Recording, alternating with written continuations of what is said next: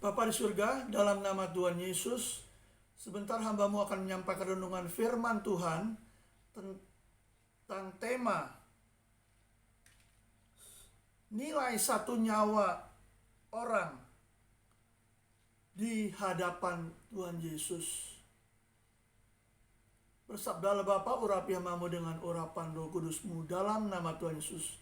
Hamba sudah berdoa dan mengucap syukur. Amin. Baik, keluarga Bapak Yahweh, kita berjumpa kembali dengan tema yang baru, yaitu nilai satu nyawa manusia di hadapan Tuhan. Kita akan segera mendengarkan renungan firman dan saya akan membawanya semi expository, artinya dari satu perikop saya ambil setengahnya saja. Ya. Kita akan segera memulai di dalam Injil Markus pasal 5 ayat 1 sampai ayat ke-13. Ya. Tolong disimak seluruh pendengar YouTuber supaya kekasih Tuhan bisa mengerti tentang satu nyawa, ya, nilai satu nyawa manusia di hadapan Tuhan itu sangat-sangat berharga dan tidak ternilai harganya. Ya, kita segera memulai satu ringkasan daripada renungan tersebut. Pada waktu setelah Yesus memberi makan, ya, 5.000 orang beserta dengan murid-muridnya, ya, dia naik perahu dan sampai ke satu daerah namanya daerah orang Gerasa. Nah, baru saja dia sampai, ya, ke tepian daripada danau tersebut, ya, ada satu orang laki-laki, ya, yang kerasukan setan. Ya. Di sini disebutkan dengan kerasukan roh jahat datang dari pekuburan. Nah, ya. Jadi saudara semua, jelas di sini adalah setan itu banyaknya di kuburan, ya. Karena seorang laki yang kerasukan setan ini datang dari pekuburan, ya. Datang menemui Yesus. Jadi Yesus baru mendarat dari danau itu, ya. Dia datang ke orang Gerasa tersebut. Seorang laki nih yang kerasukan setan ini datang menemui Yesus. Wow, ya. Kita lihat, ya, bahwa dia kerasukan setan, ya. Setan itu saudara bisa pelajari, ya, bahwa dia pertama-tama menemui Yesus. Ya. Apakah kita ada memprioritaskan dalam hidup kita pertama-tama menemui Yesus setiap hari? Itu, ya, yang saya perlu tekankan, ya. Nah, laki-laki ini yang kerasukan setan ini, dia dibelenggu dan dirantai, ya. Jadi sudah banyak orang, ya, yang kerap kali membelenggunya dengan rantai, dan setiap kali dibelenggu dengan rantai tersebut dipatahkannya, ya. Jadi tidak mempan lagi, karena begitu kuatnya kuasa jahat yang merasuk di dalam kehidupannya, sehingga rantai pun atau belenggu pun sudah tidak mempan lagi untuk membebaskan dia, ya. Di sini dikatakan bahwa tidak ada seorang pun yang dapat menjinakkannya. Wow, ya. Demikian dahsyatnya kuasa jahat atau kuasa iblis yang ada di dalam diri seorang laki-laki ini. Nah, terus dikatakan di sini, ya, setan itu di dalam orang itu, di dalam seorang laki itu berlari-lari mendapatkan Yesus lalu menyembahnya. Nah, ini kita lihat, ya, tipu muslihat iblis itu memang kentara sekali di sini, ya. Jelas sekali dia ingin memberikan perhatian pertama kepada Yesus bahwa dia ingin menyembahnya Yesus. Ya. Tetapi Tuhan Yesus itu, wah, dia paling tahu ya bahwa apa yang dilakukan oleh iblis tersebut. Ya. Dia langsung ya. Dia langsung menengking ya si iblis tersebut. Dia bilang. Tapi iblis itu berkata kepadanya, ya, berteriak, ya, seorang laki yang dirasukkan itu berteriak, apa urusanmu dengan aku, hai Yesus anak Allah yang maha tinggi. Jadi perlu pendengar ketahui bahwa setan itu tahu ya, bahwa Yesus adalah anak Allah yang maha tinggi. Jadi apakah kita mengenal Yesus atau percaya atau beriman kepada Yesus sebagai anak Allah yang maha tinggi? Iblis percaya dan dia berkata dan berteriak, ya, apa urusanmu dengan aku, hai Yesus anak Allah yang maha tinggi, demi Allah jangan siksa aku. Jadi Yesus perlu kita perhatikan ya, dia tidak memberi kesempatan kepada setan iblis ini ya. Dia ingin segera melepaskan seorang laki ini daripada kesurupan daripada kuasa si jahat ini atau kuasa iblis ini. Tapi iblis itu memohon-mohon kepada Yesus, jangan siksa aku. Terus Yesus bertanya kepada laki-laki yang dirasuk oleh setan iblis ini, siapa namamu? Ya. Jadi roh jahat yang ada di dalam laki ini berkata, namaku adalah Legion. Nah, arti kata legion atau satu legion dalam angkatan perang tentara Romawi, satu legion itu ada 6.000 prajurit. Ya. Jadi ada 6.000 roh jahat dengan pasukannya, dengan antek-anteknya, dengan pengikutnya yang masuk ke dalam diri daripada laki-laki ini. Jadi bisa pendengar bayangkan betapa kuatnya. Makanya belenggu dan rantai, ikatan apapun yang merantai, membelenggu dia, langsung diputuskannya, dipatahkannya dan dimusnahkannya. Nah, jadi firman Tuhan katakan tidak ada seorang pun yang dapat menjinakkannya. Karena ada 6.000 ya, roh jahat dengan pasukannya yang ada di dalam diri seorang laki-laki ini ya. Nah, Tuhan Yesus tidak memberi celah, tidak memberi ruang, dan tidak memberi kesempatan kepada iblis. Dia segera ingin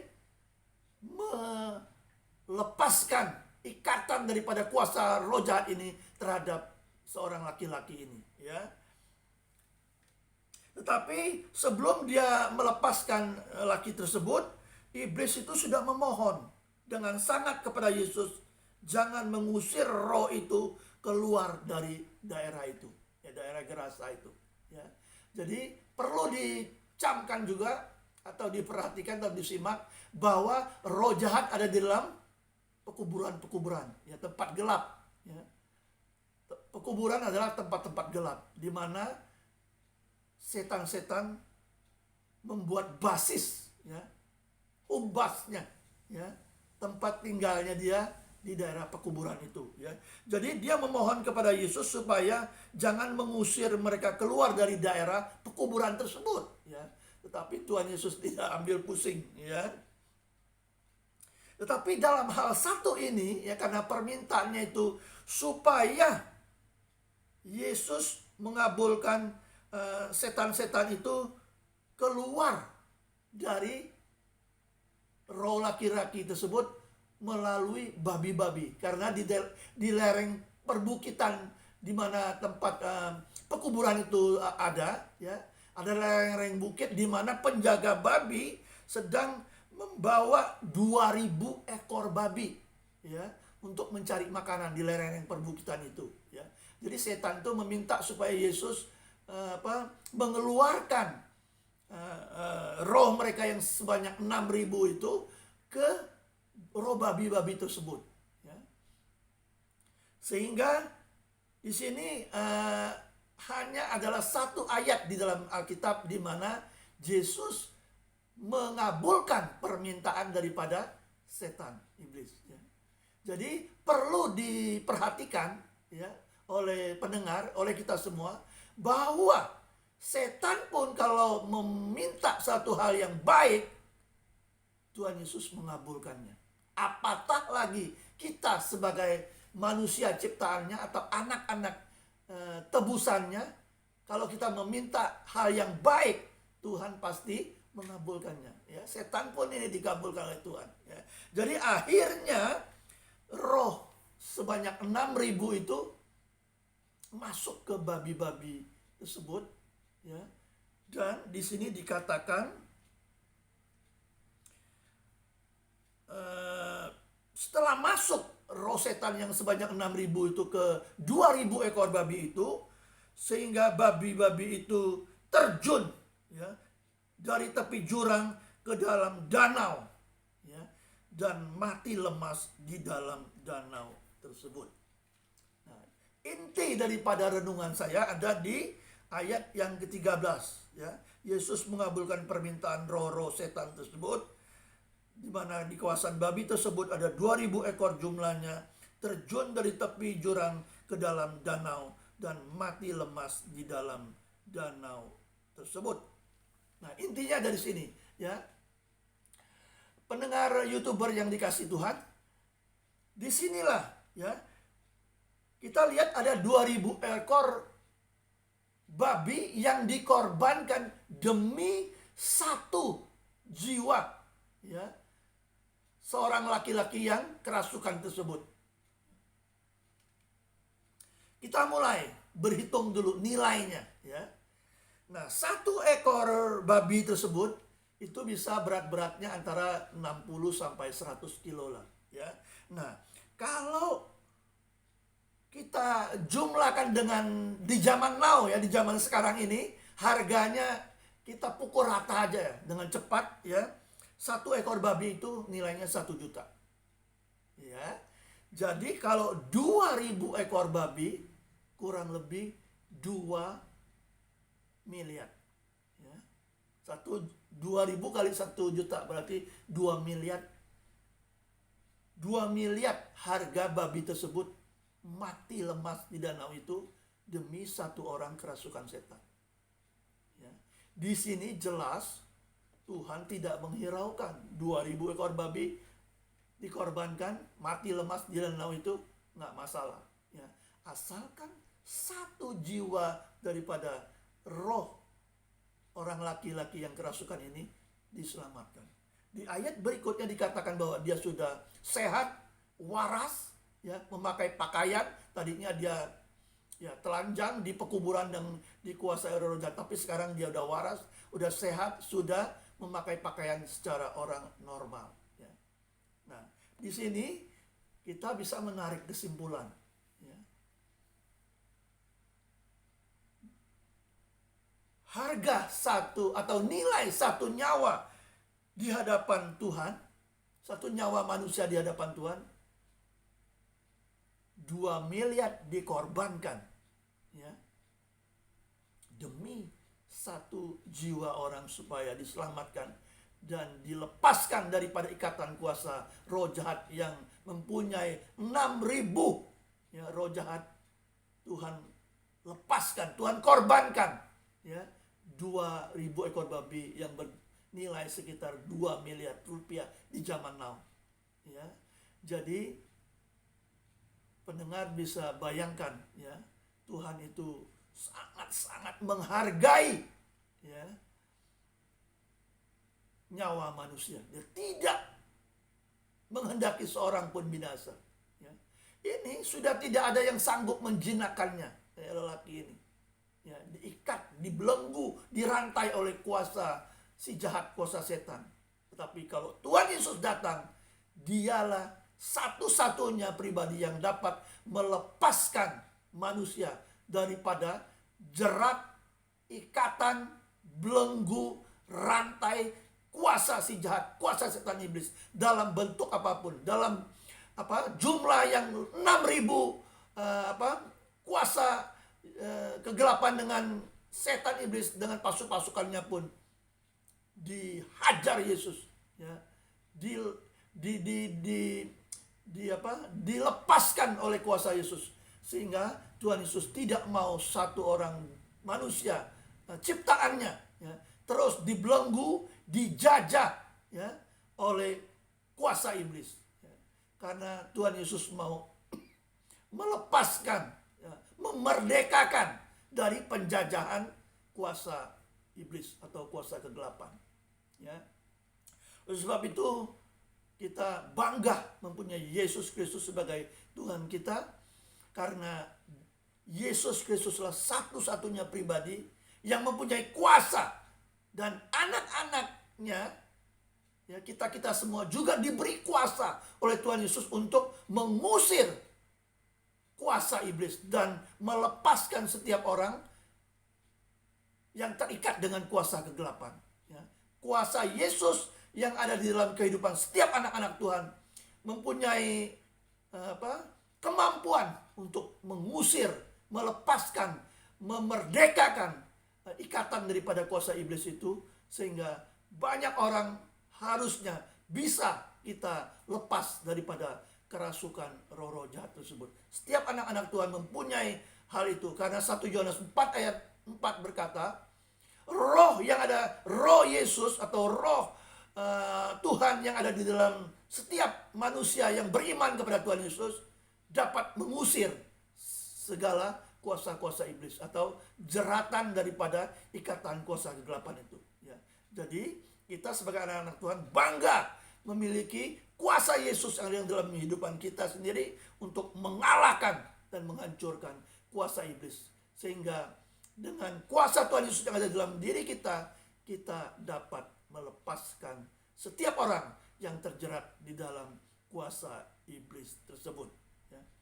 Oleh sebab itu, satu nyawa bagi Tuhan, Dia siapkan korbankan 2 miliar rupiah dalam bentuk 2 ekor babi untuk melepaskan dan menyelamatkan laki-laki ini supaya dia menjadi waras, sehat, normal hidupnya seperti manusia yang biasa di Gerasa tersebut, dan dia menjadi saksi Kristus untuk menyampaikan bahwa kuasa Tuhan sudah menyertai dia dan memberikan dia hidup normal, sehat, waras kembali, dan dia menyaksikan hal itu di daerah Gerasa tersebut, sehingga banyak orang yang percaya kepada Tuhan Yesus, ya. Oleh sebab itu dahsyat kuasa Tuhan Yesus kita, dan kita akan melanjutkan pada sesi yang berikutnya. Bapa di surga, kami mengucap syukur Tuhan, kami diajarkan kembali tentang kuasa Yesus yang melepaskan ikatan 6.000 setan iblis yang ada di dalam diri lelaki tersebut, dan dia diselamatkan, dia dilepaskan, dia dimerdekakan daripada kuasa iblis itu, dan dia selamat, dan Tuhan Yesuslah yang sanggup memberikan kelepasan itu kepadanya. Setiap anak-anak Tuhan, hamba-hamba Tuhan yang beriman kepada Tuhan Yesus mempunyai kuasa dahsyat daripada Tuhan Yesus juga dapat mendapatkan kuasa untuk melepaskan si jahat dari siapapun yang ada di dalam dunia ini. Terima kasih Bapa, di dalam Kristus Yesus kami sudah berdoa dan mengucap syukur. Amin. Baik, kekasih-kekasih Tuhan, keluarga Bapa Elohim, kita akhiri dulu pertemuan kita untuk tema nilai satu nyawa manusia di hadapan Tuhan untuk periode atau bab atau bagian pertama ini. Kita akan berjumpa lagi minggu depan di episode atau bagian yang kedua dari episode yang ke-21. Salam damai sejahtera bagi kita semua. Tuhan Yesus memberkati kita semua. Shalom.